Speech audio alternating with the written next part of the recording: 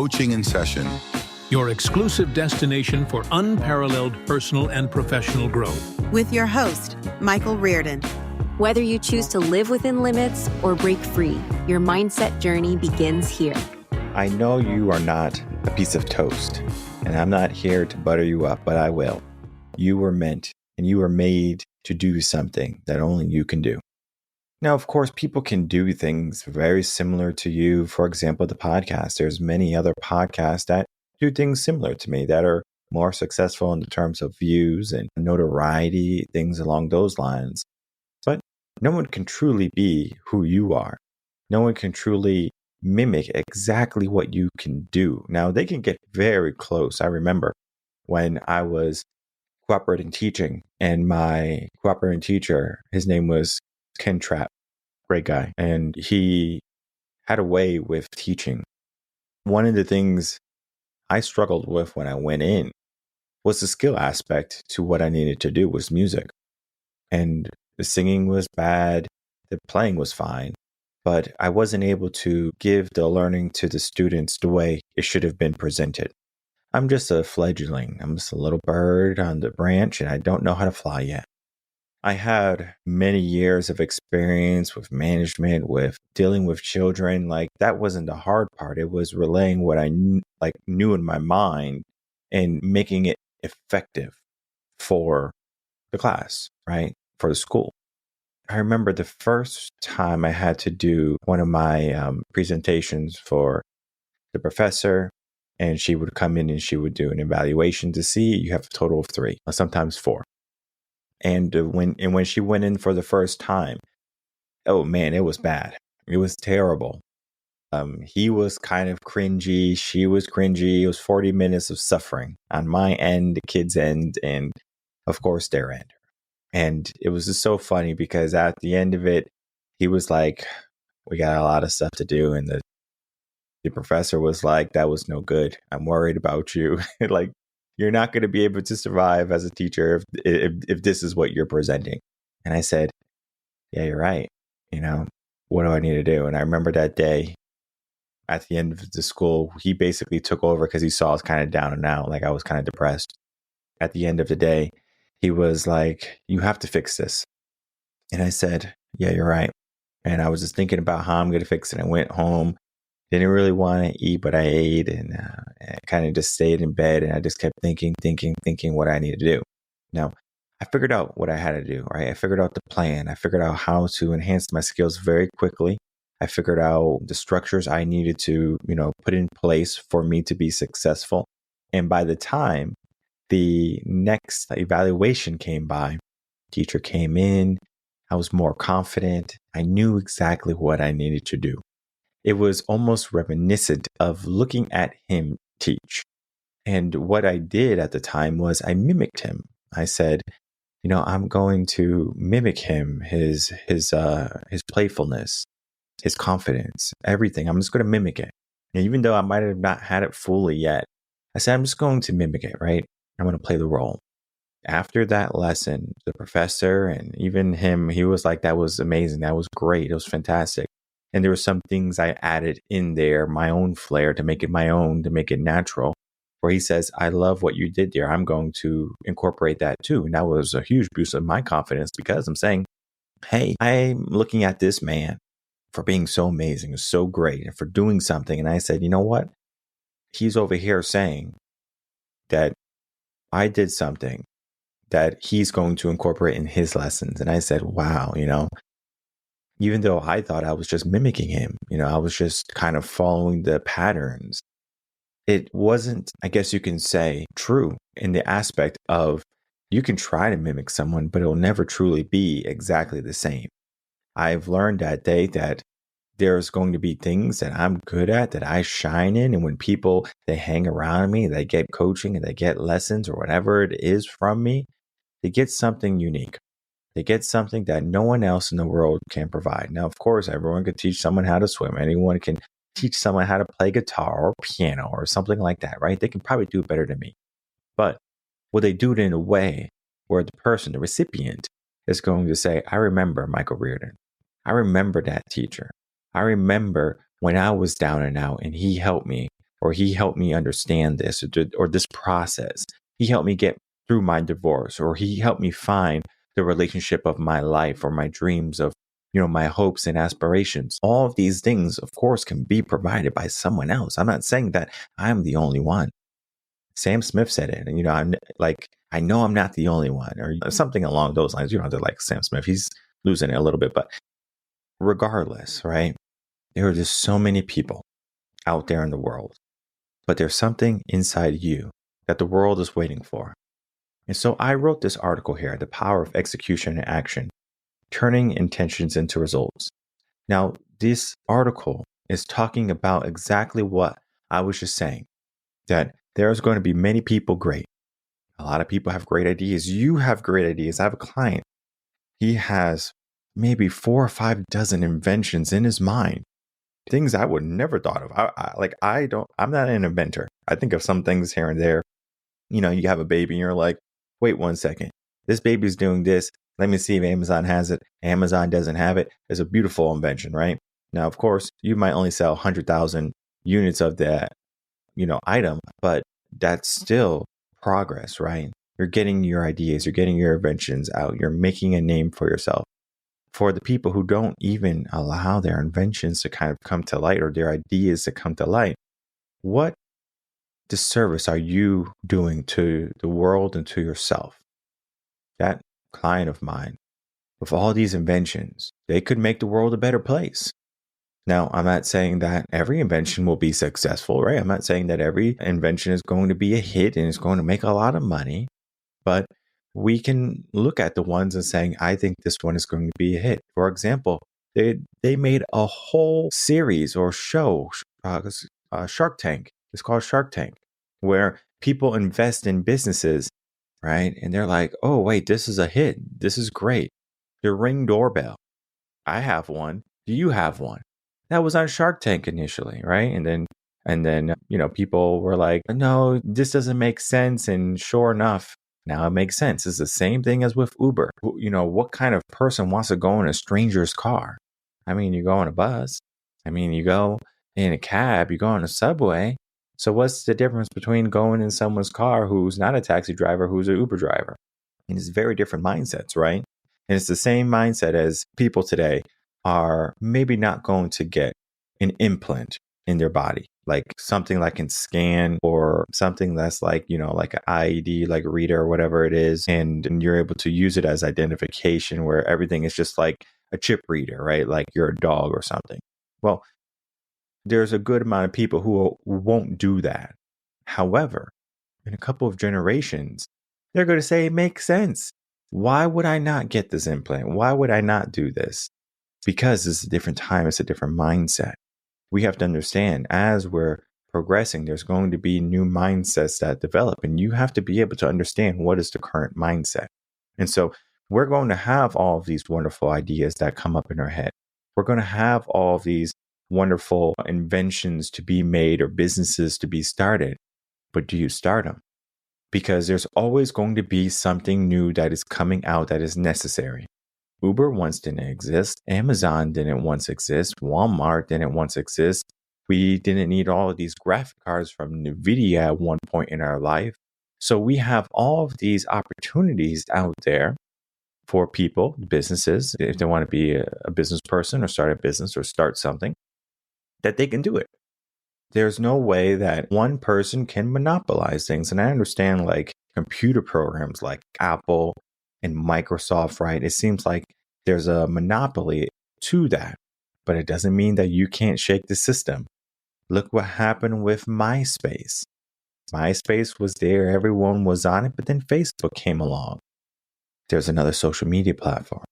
Then we had Twitter, and then we have, Truth Social, and we have Gab, and we have, all of these other social medias that are coming out, right? Instagram, Facebook, I said already, but we can see that regardless of a person saying, oh, it's already out there, this has already been done. Look, people are redoing it and being successful.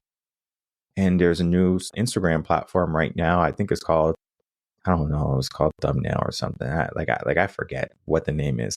But there's a new Instagram essentially out there right now.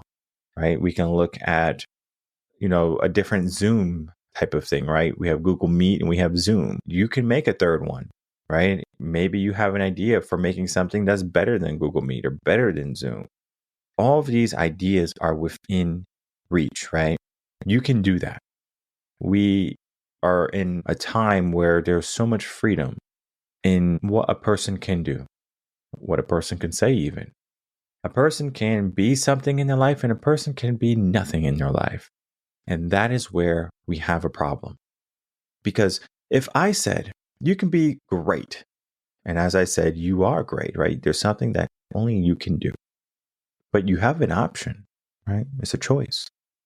You can say, you know what?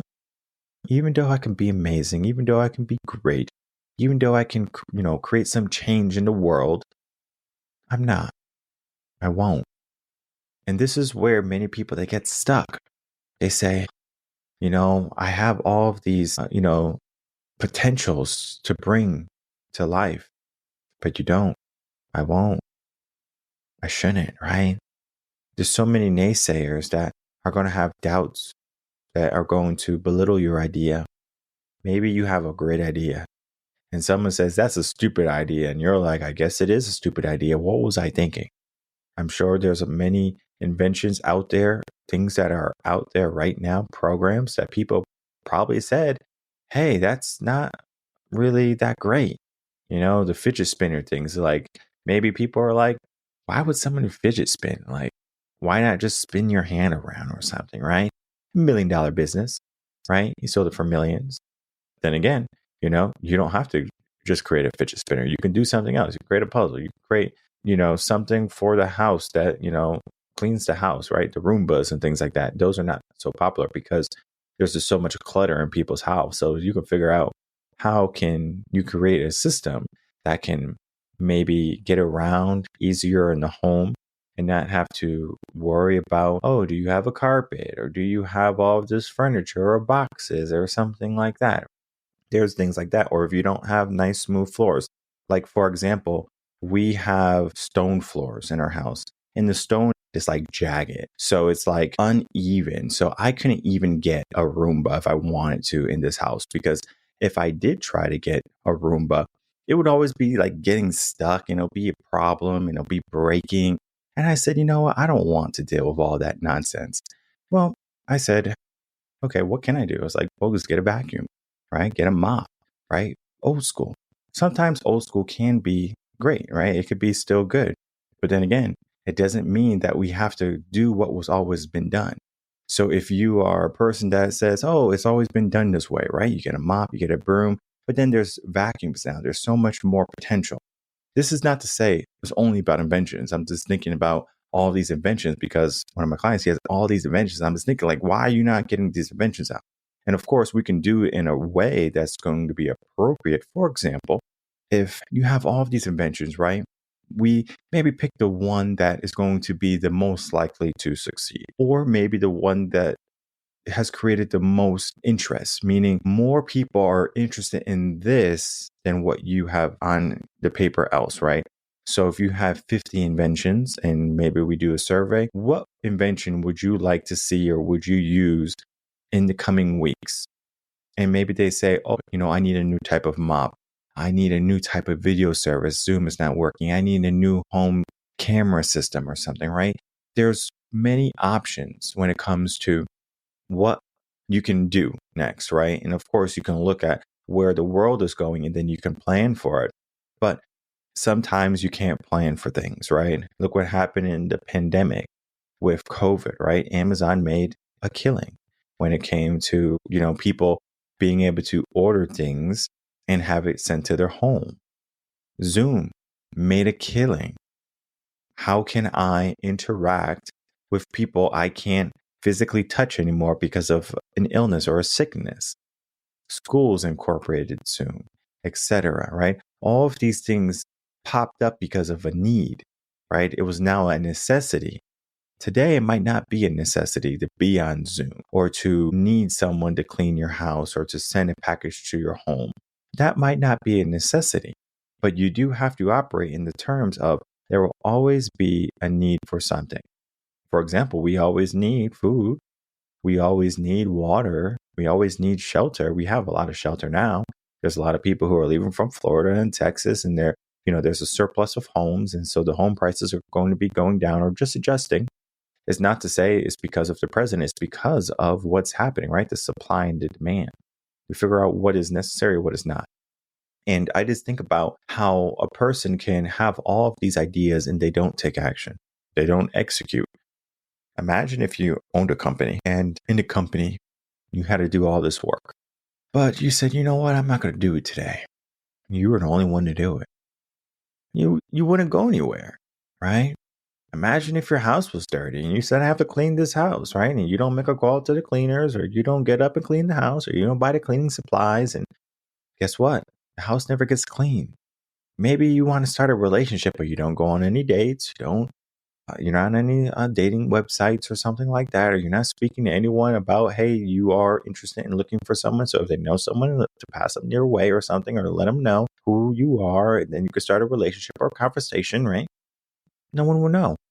So we have to be vocal. We have to be pronounced in what we do. In this article, we go just in a whole gist of basically what is necessary for you to take action. It's nice to dream. It's nice to strategize. It's nice to write things down on paper. But what often happens is that people, they get caught up in the fundamentals of starting. They are overthinking. They might have some fear. They are procrastinating. They're worried about the progress. They're not making enough progress as they're going. They might not even know the first step, right? And of course, if you get a coach, you get a mentor, someone who has done what you're looking to do is so important, because you can get to the places that you want to go so much quicker. Now, if I didn't have a cooperating teacher back when I was no good and the evaluation was terrible, I would not be the effective teacher that I was. I wouldn't have. I needed to fail, number one, and I needed to succeed, number two. I didn't need to keep on failing and failing and failing by myself to say, well, this is not working. So many people, they get into that habit of just failing, but not figuring out how to succeed. We can have all of these plans in our mind, and we have two choices. We can leave them in our mind, or we can try to execute them, right, outwardly. If you try to execute them and you're not successful, does that hinder you, right? Does that bring you back and say, you know what, I tried, I failed, it doesn't work? Or do you say, okay, I tried and I failed. Let me figure out how I can succeed. Do I need someone? Do I need to do something different, right? You can go through the process, but the best process is to just reach out. Of course, you can reach out to us. Consultation, easy. 30 minutes, I'm going to give you all the answers. You probably don't even need coaching. I know there's one gentleman. He reached out to us years ago. I can't even tell you how many years ago. 4 years ago or something like that. He reached out to me and he was talking about how he might have wanted to go back to school because he wanted to do something. And he was having some problems with his family, and it was a whole mess, right? Basically, during that 30-minute phone call, I just explained to him what his options were, what the best options for him was. And then it was so funny because he was like, wow, this was a good phone call. He's like, I talked to a bunch of other coaches. I forget the number. I think it was like 6 or something. And he was like, you're the best. Maybe along the lines of, you gave me the most information out of anyone. Now, I'm not afraid to help people, right? I'm not afraid to give you what you need to be successful, right? Consultation is for me to figure out where you are and to give you some direction. Now, if you would like to walk or have me walk with you in the direction you would like to go, we can figure that out. I'm not going to say, hey, you need to sign up or you're going to be a failure. No, that is not what we do on consultations. I don't do that. Maybe some other coaches will, but I don't do it, right? When you call me, it's like a real session, like a 30-minute real session. Of course, the sessions are an hour, but you're getting a 30-minute half hour real session. We are going to get a lot done. We're going to get a lot in our mind. And sometimes this happens. It's too much. The burden, the weight, the stress, it all comes barreling down. I've seen it happen. During those times, you need a coach, right? Because you need to navigate through all that uncertainty. You need a way to figure out what your next move is. If you don't take action, if you don't execute, then you're just going to remain stagnant for a longer period of time, because it can be disabling, right? It can stop you in your tracks. It can say, hey, I know you want to be great. I know you want to do something with your life, but it's a lot of work, right? The brain is trying to keep you comfortable, keep you calm, keep you safe, not stressed, not anxious, not uncertain, right? The brain doesn't like that. So it would rather put you on the sofa to watch some reruns, and that is what happens. It would, give you some fast food, you gained weight, and you basically, don't want to do anything about your physical fitness anymore, or your mental toughness, or whatever you want to consider it, right? Your life, your work, your flow, everything is dependent on if you want it or not. Again, the power of execution and action, right? Turning intentions into results. And that is this article right here. We are big on results here at Reven Concepts. We believe that results are for everyone. If you go to the gym, for example, I was just telling my wife this too, because she just had a baby months ago now, right?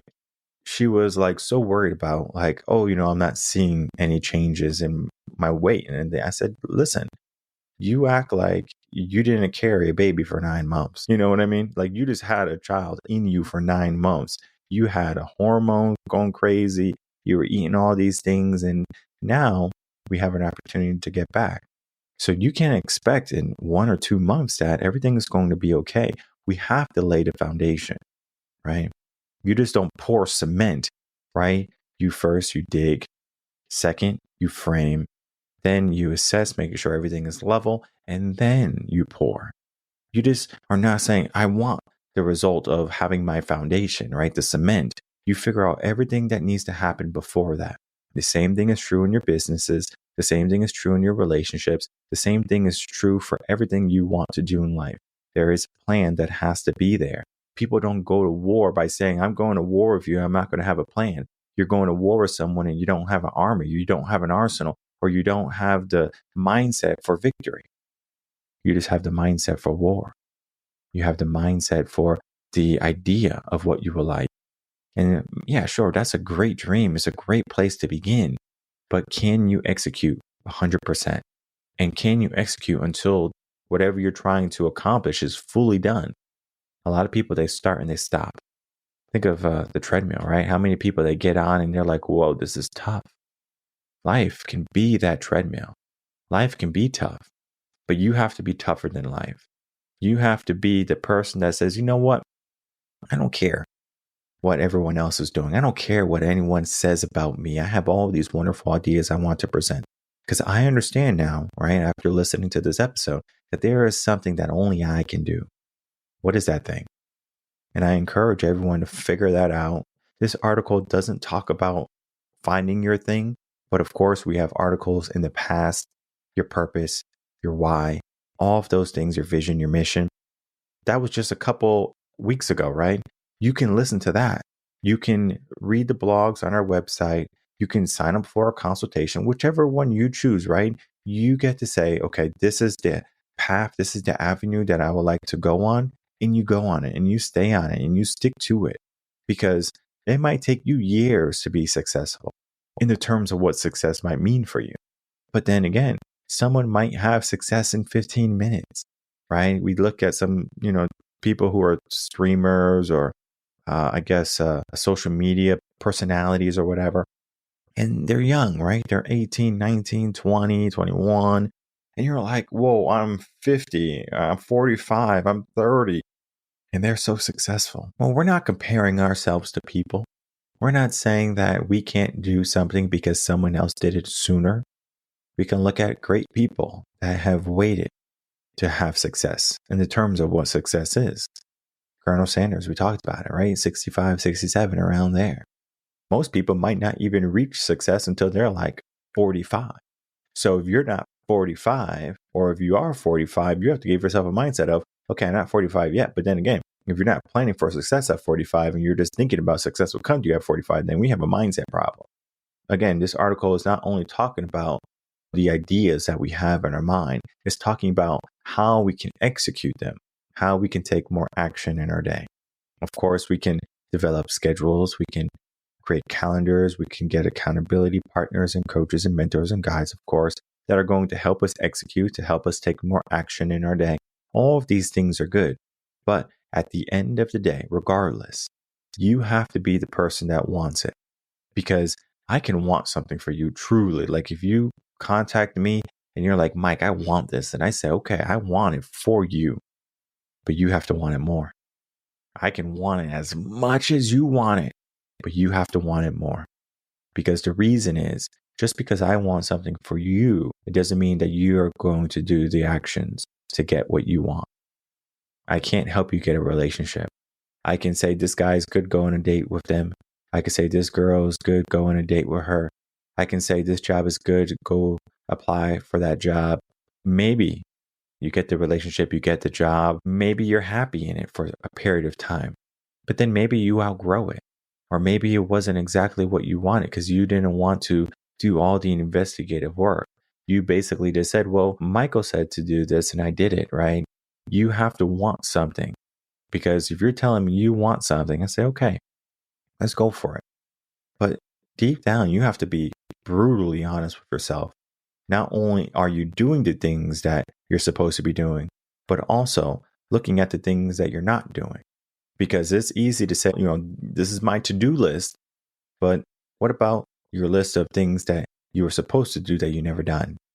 So there's just so much in the mind. There's so much that is to be said. Again, check out this article here, The Power of Execution and Action, Turning Intentions into Results. Basically, it's going to give you the gist. It's going to give you the foundation or maybe even some of the formula that's going to help you take action today. I can't say that after reading this, you're going to take action because, again, motivation is not enough. You need to create the discipline. You need to figure out how you can create the systems and the habits that are going to be long-term and long-lasting. If you have tried something and it's not working, and maybe you are the proponent to why it's not working, you need to figure that out. Figure out why you're self-sabotaging yourself. Maybe you're afraid of the success. Maybe you don't know how to do things, so you're trying to figure out. Maybe you're running out of time. I mean, we can go down the list of all the things that could be possible. From there, begin to take action, execute your plans in life, and accomplish the things that only you can do.